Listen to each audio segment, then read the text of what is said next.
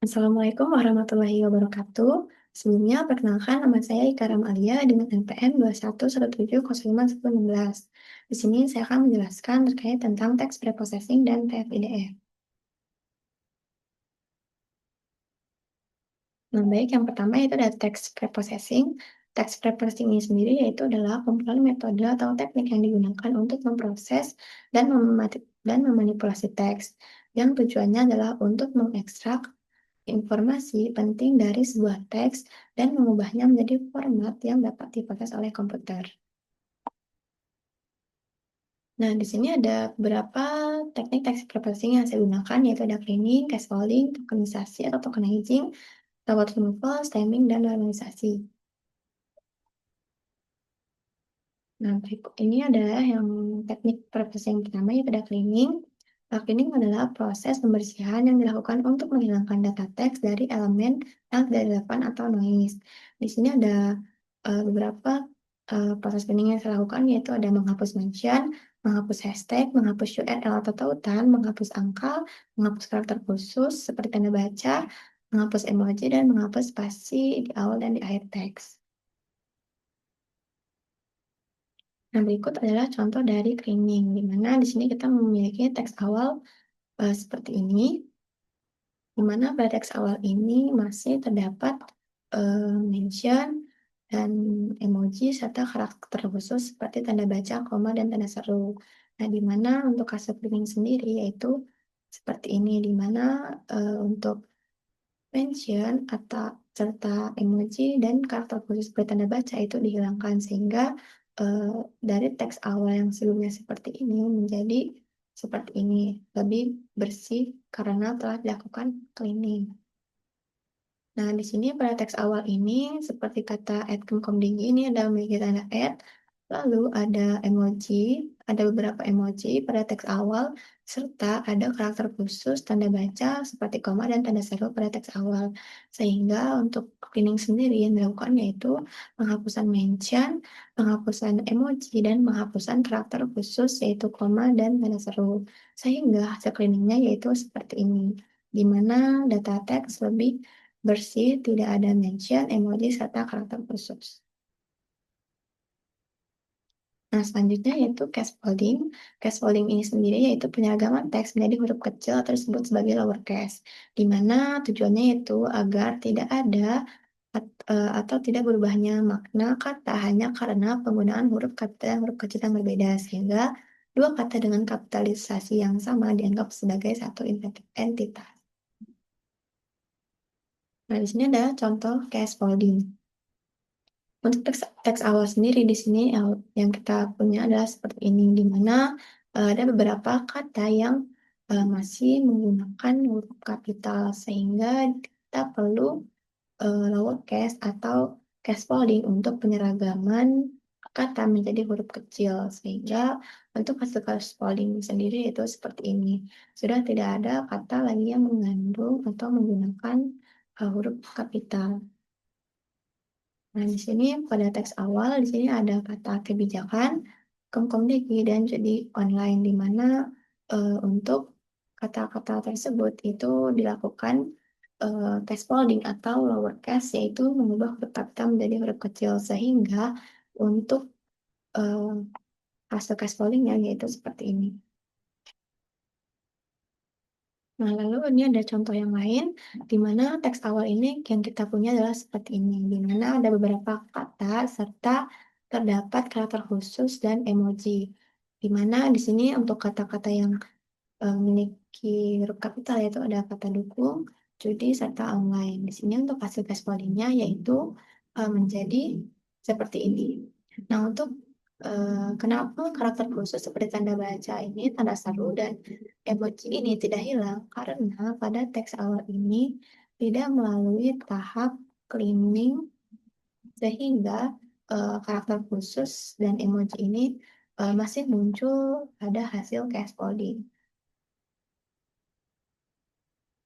Nah, rasanya itu seperti ini.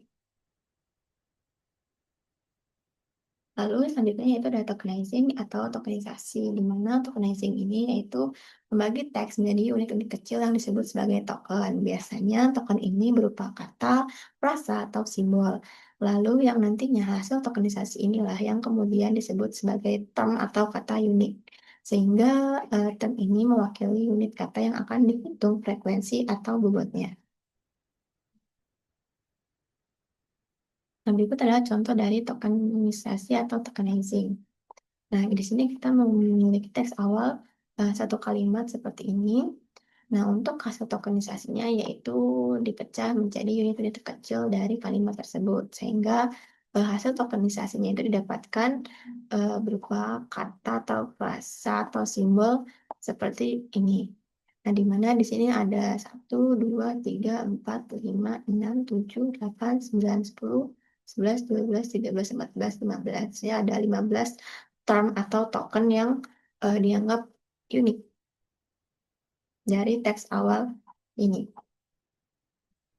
Nah, jadi ada contoh yang lainnya. Di sini merupakan teks awal. Teks awal yang kita miliki adalah seperti ini, di mana tidak teks awal ini dilakukan belum dilakukan lowercase serta cleaning, sehingga untuk hasil tokenisasinya yaitu seperti ini, di mana eh, kata-kata yang memiliki huruf kapital serta karakter atau emoji ini masih muncul pada hasil tokenisasi atau tokenizing ini karena teks awal sebelumnya ini tidak melalui tahap cleaning serta scaffolding. Nah, selanjutnya yaitu stop word removal. Stop word removal ini yaitu penghilangan kata-kata umum yang dianggap tidak memiliki makna penting atau disebut stop word. Nah, biasanya stop word ini bisa berupa kata hubung atau beberapa kata yang tidak memiliki makna penting. Di sini ada beberapa contoh stop word di mana penghilangan stop word ini tujuannya yaitu untuk meningkatkan kualitas analisis. Nah, berikut adalah contoh dari stop word removal, di mana di sini kita memiliki teks awal seperti ini, lalu untuk hasil stop word removal-nya yaitu seperti ini. Nah, di mana pada teks awal ini terdapat beberapa stop word yang perlu dihilangkan karena tidak memiliki makna yang terlalu penting. Nah, di sini untuk teks awal sendiri yang kita hilangkan, untuk stop word-nya yaitu ada sudah, tapi, lalu ada terus, jangan, lalu ada sampai, dan lagi. Sehingga untuk hasil stop word-nya yaitu menjadi seperti ini. Nah, selanjutnya yaitu untuk stop word yang lain. Di sini kita memiliki teks awal seperti ini. Lalu untuk hasil stop word-nya yaitu menjadi seperti ini. Kenapa muncul? Kenapa di hasil stop word ini masih ada kata itu mas dan kata dan karakter khusus serta mention ini karena teks awal ini tidak melalui tahap cleaning serta scaffolding, sehingga untuk fase stop kumpulnya masih ada kata yang mengandung huruf kapital serta karakter khusus. Selanjutnya yaitu ada stemming. Stemming adalah proses mengubah berbagai bentuk kata, baik kata sifat, kata kerja, maupun kata benda menjadi satu bentuk dasar yang mewakili makna inti kata tersebut. Nah, di mana stemming ini menghilangkan semua imbuhan yang menyatu pada kata. Biasanya menghilangkan imbuhan di awal dan di akhir dari dari sebuah kata. Di sini ada beberapa contoh imbuhan untuk prefix atau awalan. Lalu di sini ada contoh imbuhan sufiks atau akhiran.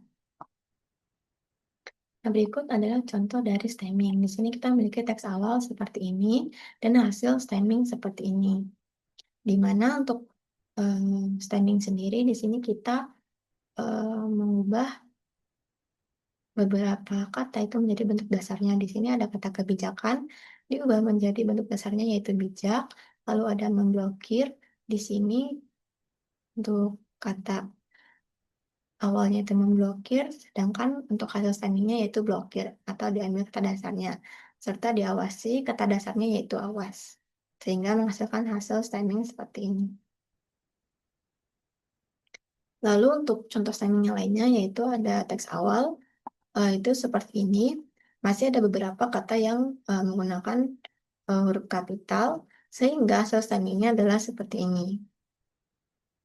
Nah, kenapa pada hasil stemming masih muncul kata yang menggunakan huruf kapital? Karena teks awal ini atau stemming ini sebelumnya tidak melewati cleaning serta cascading, di mana untuk cascading sendiri itu penyeragaman huruf menjadi huruf kecil, sehingga untuk hasil stemming sendiri itu masih berupa huruf kapital.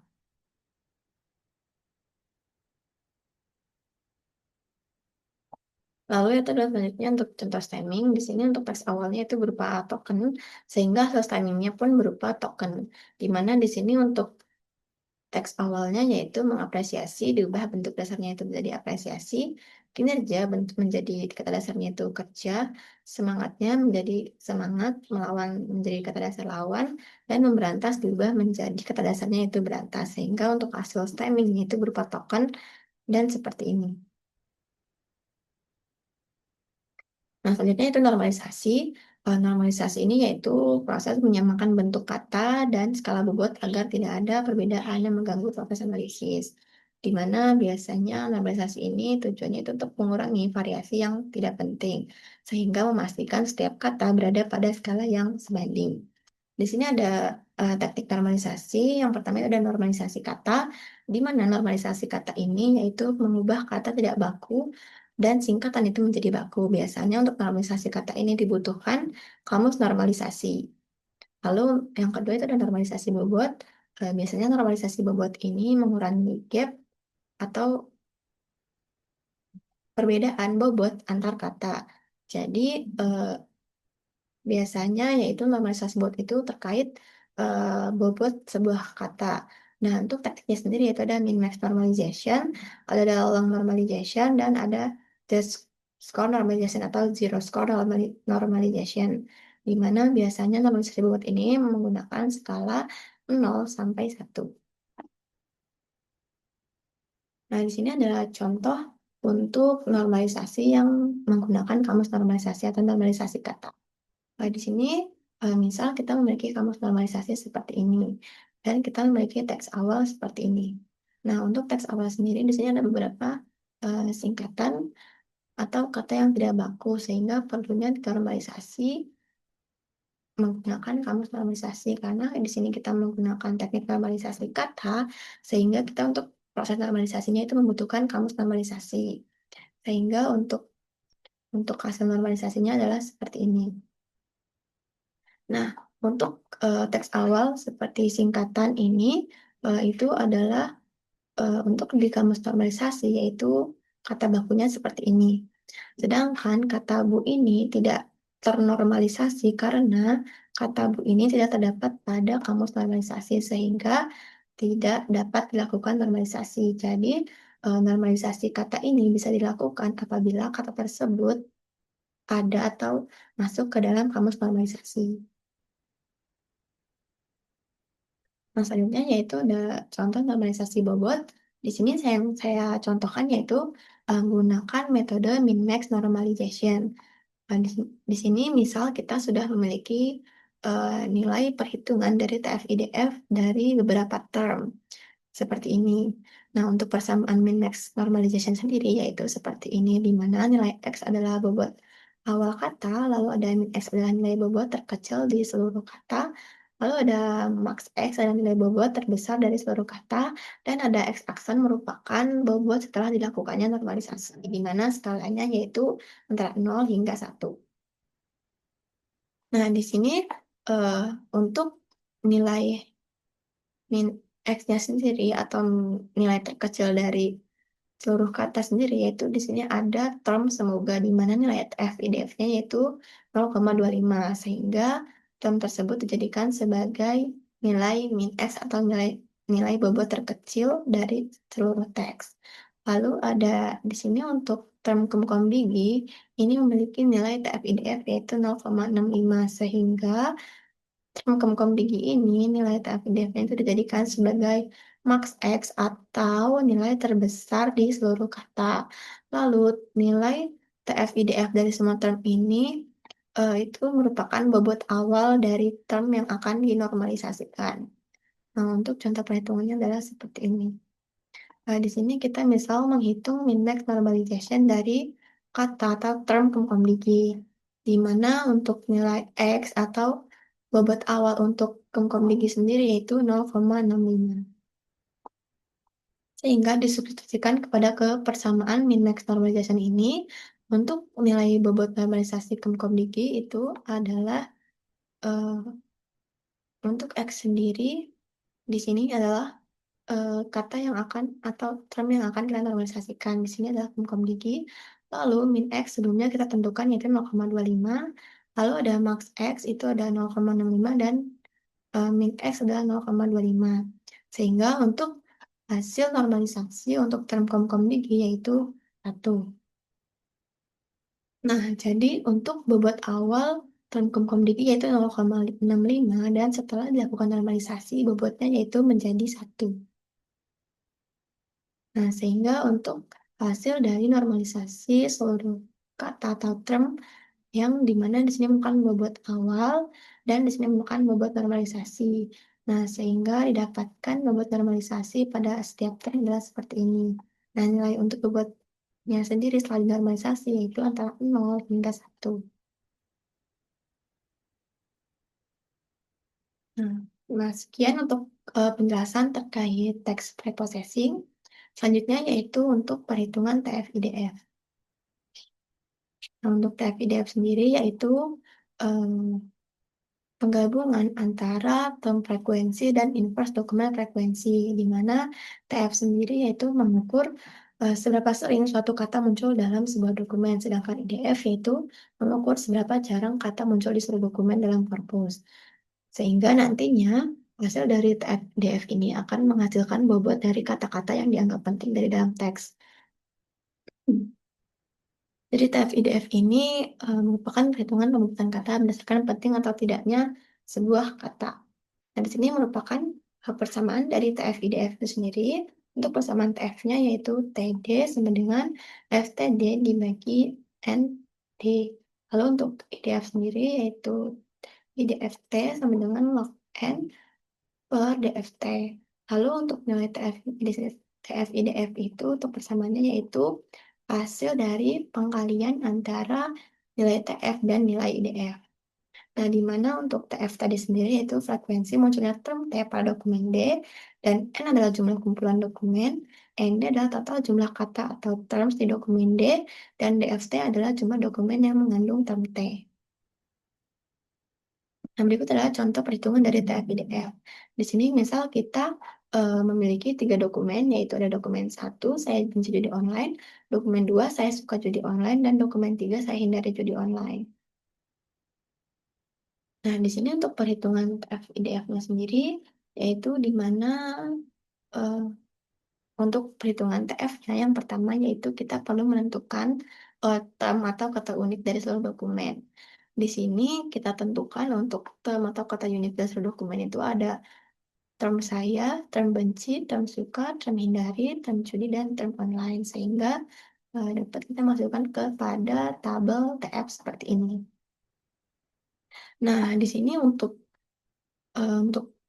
angka yang muncul ini itu didapatkan dari eh, dokumen ini, di mana misal di sini untuk term saya pada dokumen 1 itu 1 karena pada dokumen 1 term saya itu hanya ada 1.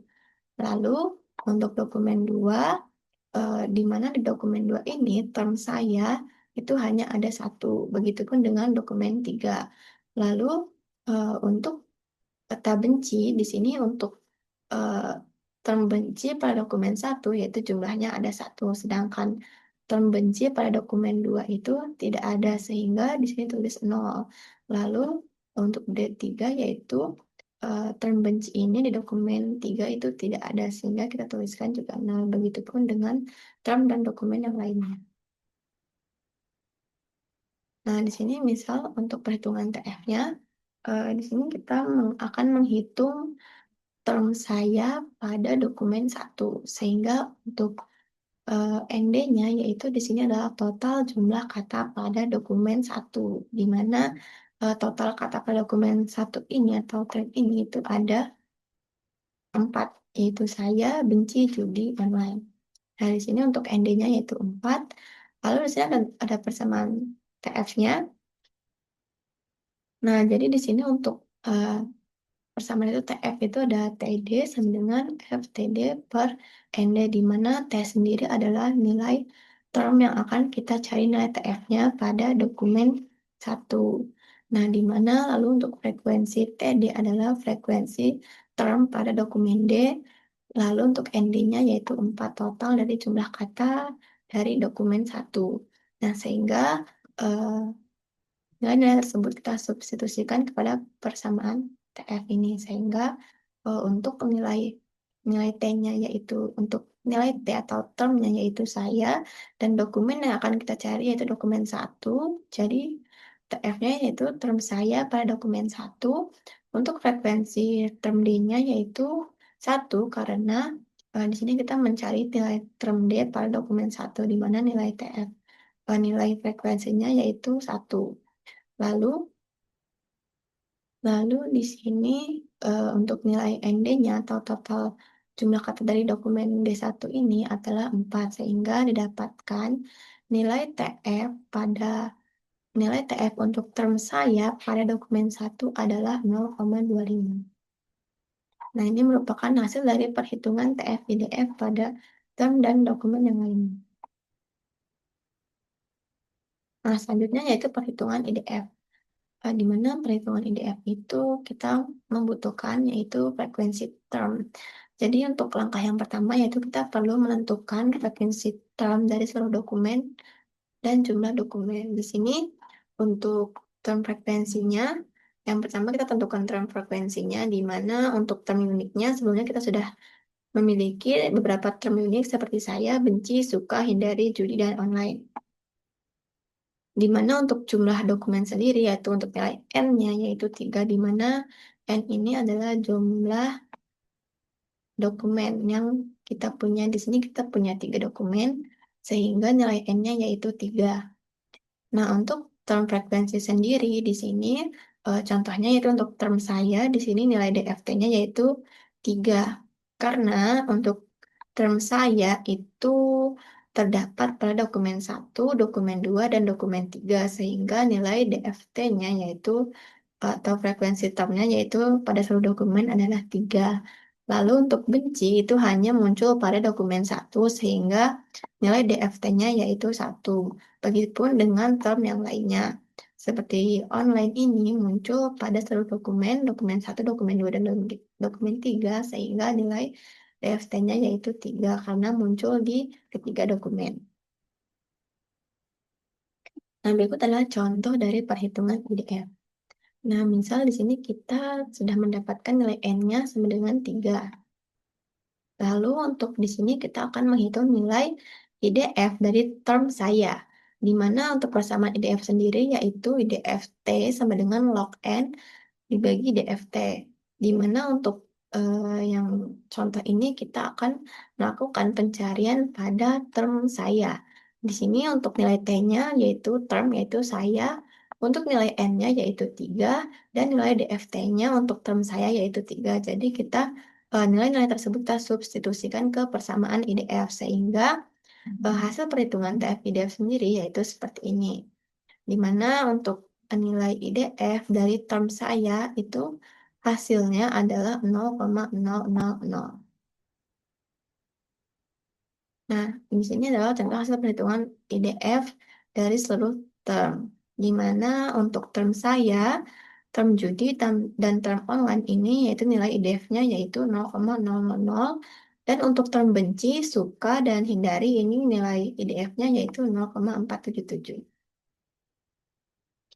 Nah, selanjutnya yaitu setelah didapatkan nilai TF serta nilai IDF dari pencarian sebelumnya atau perhitungan sebelumnya, di sini kita bisa menentukan nilai TF IDF-nya, di mana nilai TF IDF itu sendiri adalah hasil perkalian antara nilai TF dengan nilai IDF. Nah, di sini misal kita akan mencari nilai TF IDF dari benci dari dokumen 1. Nah, contoh hasil perhitungannya adalah seperti ini, di mana untuk nilai TF-IDF-nya sendiri yaitu sama dengan TFTD dikali IDFT, di mana karena term yang kita cari adalah benci dan nilainya TF yang kita ambil adalah nilai TF dari dokumen satu, sehingga nilai-nilai tersebut kita substitusikan ke persamaan TF-IDF, sehingga di mana nilai TF-IDF ini yaitu 0,25 dikali 0,477, di mana 0,25 ini merupakan nilai TF dari term benci pada dokumen satu, 0,477 ini adalah nilai IDF dari term benci. Sehingga hasil dari TF IDF-nya yaitu 0,119. Di mana 0,119 ini adalah nilai TF IDF term benci pada dokumen satu. Nah, sehingga untuk hasil perhitungan TF IDF semua term pada seluruh dokumen adalah seperti ini.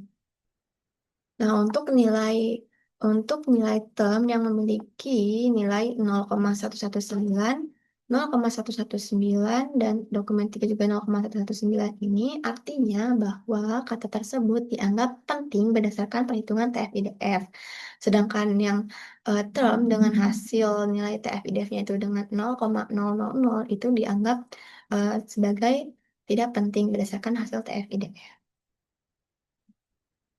Nah, di sini jika kita untuk menghitung nilai TF-IDF dari sebuah dokumen, maka di sini kita eh, menggunakan perhitungan rata-rata di mana jumlah TF dibagi jumlah kata pada dokumen tersebut. Di sini untuk sebelumnya kita sudah mendapatkan nilai TF-IDF dari term saya hindari judi online pada dokumen 3 ini setelah kita dapat pada tabel ini, maka kita langsung jumlahkan saja untuk nilai TF-IDF-nya, di mana di sini untuk nilai TF-IDF dari dokumen 3 itu 0,000 untuk term saya, 0,119 untuk term hindari, dan 0,000 untuk term judi, dan 0,000 untuk term online. Sehingga untuk nilai TF-IDF dari dokumen itu adalah penjumlahan dari seluruh TF-IDF dari term lalu dibagi 4 atau total jumlah kata pada dokumen D. Atau